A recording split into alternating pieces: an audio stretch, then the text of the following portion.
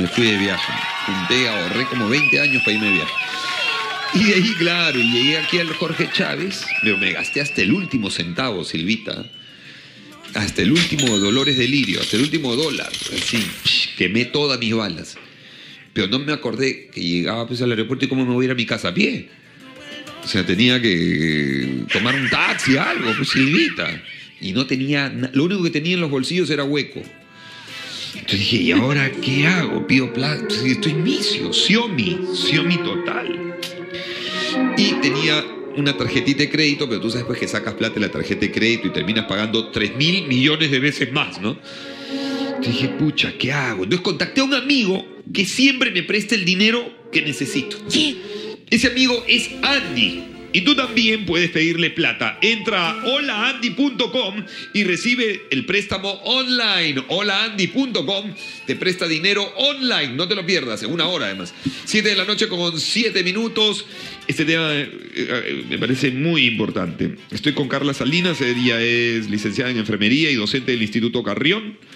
Y vamos a hablar de la fiebre en los niños. Uy, cuando a mí me ha pasado con mis hijos, no sabía, o sea, tú dices ya, pues le da fiebre, se la baja, dale un panadol, paracetamol. No siempre es así, ¿eh? A veces no le baja con nada a los chibolos. Y te pones noicazo, ¿no? Noico total. Entonces ya que les ponen los pañitos, que te metes a la ducha y no les baja. ¿Qué hacer? Bueno, bienvenida. ¿Qué tal, Carlos? Acércate bastante al micro, por favor. ¿Qué tal? ¿Qué tal, ¿Te puedo tutear? Carlos? Sí, claro. Hola, Carla, ¿cómo estás? ¿Qué tal, Carlos? Buenas noches. Bueno, cuéntanos todo sobre la fiebre en los niños. Esto es súper importante aprenderlo. Bueno, es importante que nosotros sepamos que la fiebre no es una enfermedad. Claro. La fiebre es un mecanismo de defensa que se ve afectada. La fiebre es una llamada de atención, te está diciendo, es. Algo está pasando aquí. Así es. Lo preocupante es cuando la temperatura se eleva a causa de una infección, una bacteria. Correcto. Porque también la temperatura podría elevarse en casos de un virus, ¿no? Uh-huh. Entonces, aquí lo importante es qué debemos hacer en estos casos en casa, ¿no?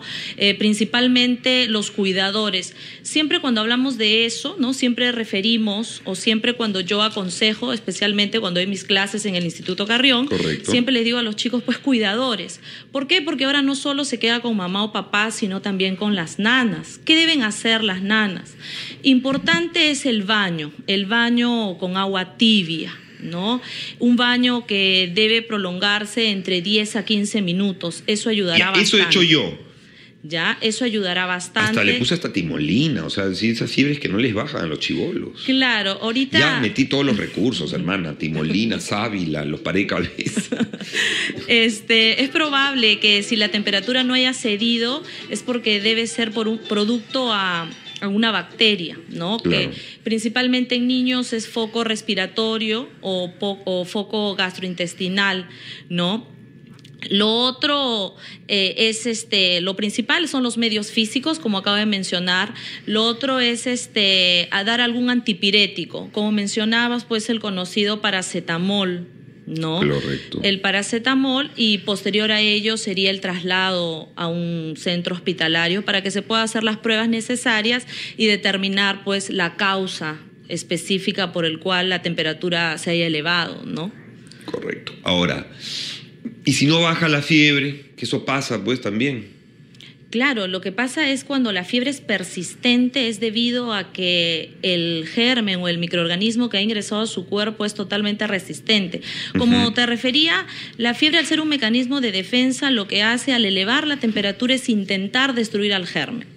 Cuando el germen es resistente, principalmente de tipo bacteriano, pues por más que nosotros apliquemos los medios físicos, que viene a ser el baño, los paños de agua tibia e inclusive los antipiréticos, la temperatura no va a ceder. ¿La temperatura ideal cuál es? Entre 36,5 y 37,3. Es la temperatura ideal. Yeah. Debemos alarmarnos cuando la temperatura llega por encima de los 38 grados. En los niños. Claro. Y acá hay un detalle, ¿no? Que mencionar que los niños menores de 6 años pueden convulsionar por fiebre. Así es. Entonces no debemos esperar que la temperatura llegue. Y lo otro es Porque hay 20 millones de termómetros ahora, ¿no? Sí. Termómetro de oreja, de pie, de nalga, no sé, ya de la axila, el que soplas, o sea, 6 millones de termómetros, yo no sé cuál usar. De oído. El mejor termómetro. El parche. El mejor termómetro, el más exacto, es el de mercurio, es el de vidrio, el clásico. El de vidrio. Pero es que ese es muy pesado ponérselo a un niño, porque, a ver, levante la axilita, cláveselo. Sí. Entonces, no te muevas, olvídate. ¿Cómo le dices a un niño que no se mueva? Ahora, el riesgo es que si de repente hay padres o cuidadores que intentan ponérselo en la boca y hay riesgo a que lo muerda, ¿no? Claro. Entonces, ese siempre va en la axila, o hay rectal también. Cuando hablamos de la temperatura, podemos tomar a nivel axilar, a nivel oral, a nivel rectal, a nivel inguinal. ¿La más precisa cuál es? La más exacta es la temperatura rectal. ¿Ah, sí? Es la más precisa. Y nunca he hecho eso. Explícame cómo es, por favor. Ya, la temperatura rectal generalmente se le toma a los niños y a los adultos mayores. Correcto. Ya, entonces al niño lo ponemos de costado, claro, ¿no? De costado, aperturamos sus nalgas e introducimos el termómetro aproximadamente entre 1,5 cm a 2 centímetros. Ya, ¿eso sería cuánto el termómetro? ¿Un quinto? ¿Un tercio? No, un cuarto más o menos. Un cuarto del termómetro. Luego con las propias manos. Pero sin. En algunos casos podemos usar vaselina o lidocaína en gel, ¿no? Luego con las manos que hemos aperturado, cerramos las nalgas. Y los tenemos ahí nosotros con las manos sujetando, digamos. Sujetando ¿Cuánto tiempo debe durar? Aproximadamente entre 1 a 3 minutos. Ya. Eso es bien importante. Ya. Porque a mí a veces me clavaban el termómetro en la axila y era como mi vieja más o menos se iba a tomar un lonche y regresaba.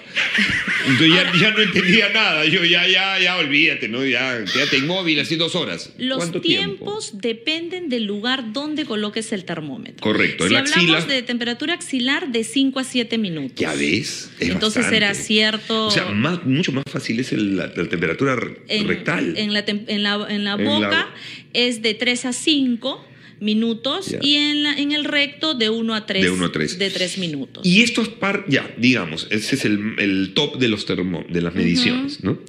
Los parches. Los parches nos dan una referencia importante, sí, pero no son muy exactos. No es preciso, claro, no, porque te pone de colores. De los colores ya no te dice cuánto exactamente. Y como tú mencionabas, ¿no? El niño, ¿cómo decirle que se quede inmóvil o quieto? No, entonces, muchas veces al momento de nosotros presionar de un lado, presionar del otro, hacemos que no existe un registro exacto. Pero sí son buenos referentes, al igual que los termómetros de oído que se usan bastante en emergencia. Los digitales ahora, ¿no? Los digitales, ahora hay unos termómetros que miden la temperatura de la piel, son como unos láseres, son como unas pequeñas pistolitas que se lo acercan al niño. Eso se usa bastante en las clínicas para no estresar al niño. Olvídate. ¿No? Y es preciso, ¿no? Eso, sí, es bastante. Sí, es bastante preciso, ¿no? Nos ayuda bastante a tener un registro. Lo que muchas veces se menciona el tomar la temperatura a veces con la mano, ¿no? A veces los cuidadores agarran al niño, le tocan el rostro, le tocan a veces. Bueno, pero eso, o sea, ahí no vas a medir exacto, pero te das cuenta que está caliente. Entonces, oye, está caliente el bebé y ya está. Claro, lo ideal es siempre en casa, como dentro del kit, ¿no? De primeros auxilios, en casa cuando hay niños, siempre el termómetro, ¿no? Y enseñarles a visualizar. Encontramos en las escuelas o como en las clases, ¿no? Que también nosotros brindamos también en el Instituto Carrión clases de primeros auxilios dirigidos a público en general. Y encontramos a padres de familia o nanas que no saben ver la temperatura, en el termómetro de mercurio, que es el más exacto. Es el más exacto. 7:15, vamos con llamadas telefónicas, seguro van a haber algunas consultas. 212-5353, estamos en Capital. En enfermería y está aquí con nosotros hablándonos sobre la fiebre, ¿no? Cómo manejar la fiebre en nuestros hijos. Nos decía hace un ratito, son las 7:18, nos decía hace un ratito que en este universo de termómetros que hay, 3 millones de termómetros, el termómetro de mercurio, el clásico, este termómetro que te pones en la frente, estas banditas, o este termómetro de oído, que es un dispositivo digital. El más certero es el de mercurio, ¿correcto? Hay varias maneras de medir la temperatura. Tienes vía oral, que más o menos 5 minutos tenés que tener el bebé, el termómetro en la boca. El axilar, que es 7 minutos en promedio, y la medición rectal, que necesitas introducirle rectalmente un cuarto de termómetro, más o menos divides en 4 así, un cuarto de termómetro al bebé, en este caso, o al adulto, al anciano, o a la persona que se esté midiendo la temperatura, obvio. Y esto es mucho más rápido, demora más o menos 3 minutos, ¿correcto? Si quieres una medición certera, ¿no? Respecto al tratamiento de la fiebre, para bajar la fiebre nos diste algunos tips, ¿verdad?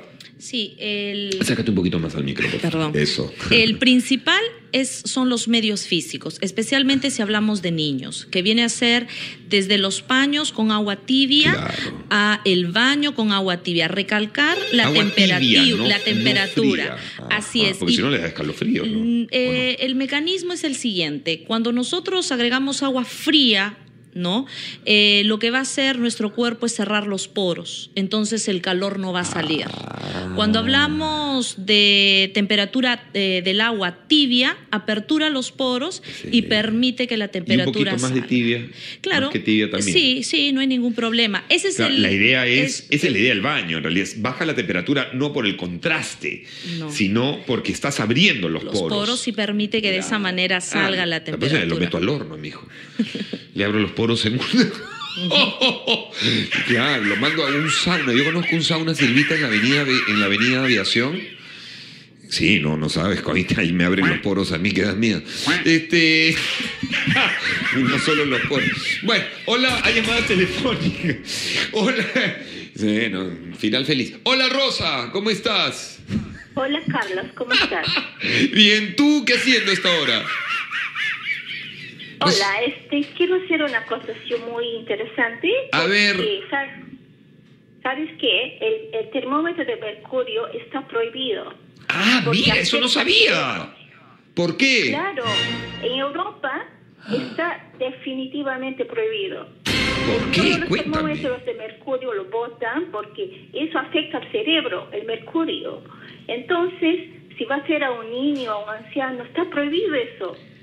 Mira, no tenía ni idea. Para la salud. No. Eso quería acotar porque me da miedo cómo la enfermera está hablando. La licenciada. Es muy peligroso. Imagínate meter este termómetro a un niño en el ano. Muy peligroso. Es muy importante. Pero, entiendo que en Argentina, lo estoy googleando, han prohibido también los termómetros de mercurio. No se podrán fabricar ni importar. Bueno, acá todavía los venden, ¿no? Sí. Bueno, siempre acá nosotros estamos 4 pasos atrás del mundo, ¿no? No se podrán fabricar ni importar termómetros de mercurio en Argentina. Y esta medida va a regir desde el próximo año, mira. La Secretaría de Ambiente de la Nación prohibió la fabricación, importación y exportación de una serie de productos que contienen mercurio, entre ellos termómetros, lámparas, tubos fluorescentes, qué sé yo. Mira tú, no tenía ni idea. En nuestro país tenemos varios materiales que usamos a base de mercurio. Es más, para tomar la presión arterial, cuando vamos a un hospital, los tensiómetros empotrados están a base de mercurio y son considerados los más exactos. Pero eso no significa que no sean malos, que no sean dañinos. O sea, a lo que me refiero es que... Sí, yo entiendo por dónde va. El tema hay que mirar hacia el otro lado. Claro, el tema es el contacto directo que pueda tener con el mercurio, pero estos pues están de vidrio, están cubiertos herméticamente. Claro que si el termómetro se rompiera y hubiera contacto... Pero por algo lo prohíben, ¿no? El termómetro de mercurio prohibido por la Unión Europea por tóxico. El Parlamento Europeo... Oye, qué buena llamada, gracias. Rosa es, ¿no? Nancy. Sí, gracias, Rosa, Nancy, Rosa, gracias Rosa por esa acotación. Yo ni idea, la verdad, más desinformado, pero bueno. El termómetro de mercurio, prohibido por la Unión Europea por tóxico. El Parlamento Europeo aprobó ayer prohibir el uso del mercurio, un metal pesado tóxico que daña el medio ambiente. Así, no se podrán vender instrumentos no eléctricos que contengan este metal, como los termómetros o los barómetros. ¿Por qué se han prohibido los dispositivos de mercurio? En el caso, por ejemplo, de los termómetros, leo aquí en unas páginas, el aspecto más visible de la prohibición se refiere a los termómetros, puesto que ya no pueden adquirirse los tradicionales dispositivos de mercurio que tantas generaciones han utilizado para medir la fiebre. La particular operativa requería sacudir primero el termómetro, claro, colocarlo después en la axila, esperar un tiempo prudencial para luego hacer la lectura buscando el ángulo óptimo, girando el cilindro según su eje, claro, toda la mecánica, ¿no?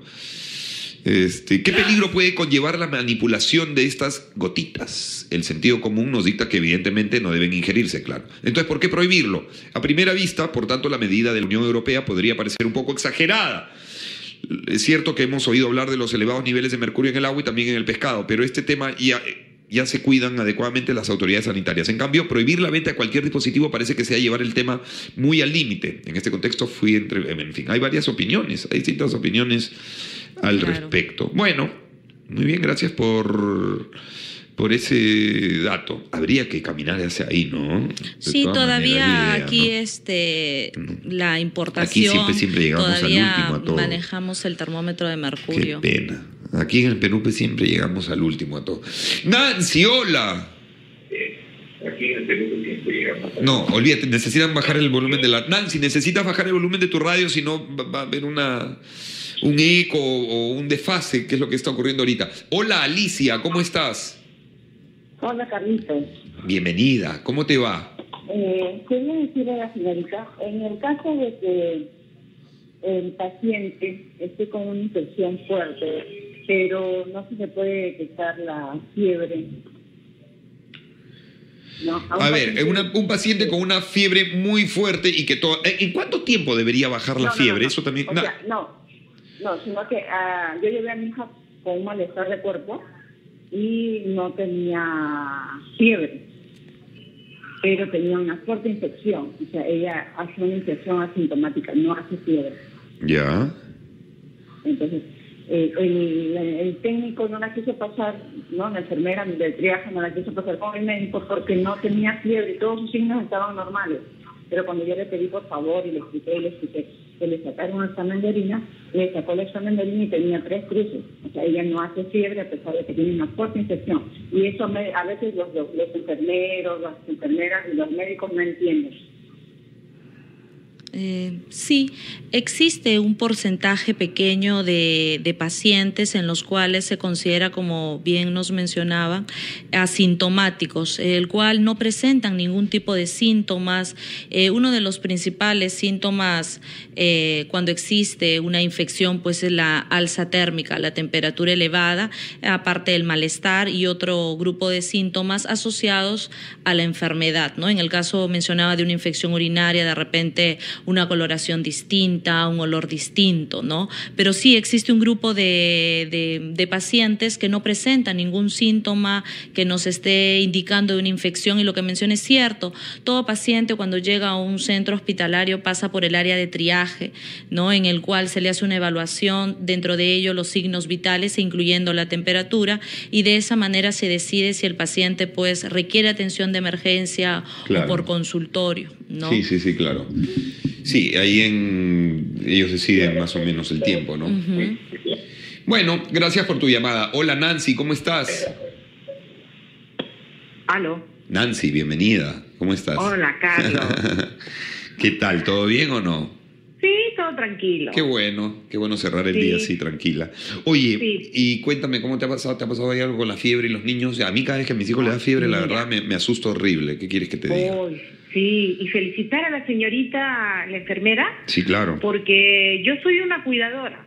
Ya, qué lindo. Y bastante, bueno, con las explicaciones que he estado dando, es un granito más de arena, como quien dice, ¿no? Para saber cuidar a los niños, más por los niños, porque yo soy también, como te vuelvo a repetir, una cuidadora, entonces tengo que saber todo eso, sí, bastante ayuda ahorita con lo que me ha dicho, con lo que ha hablado, bastante ayuda. Felicitarla a la señorita Carla, ¿no?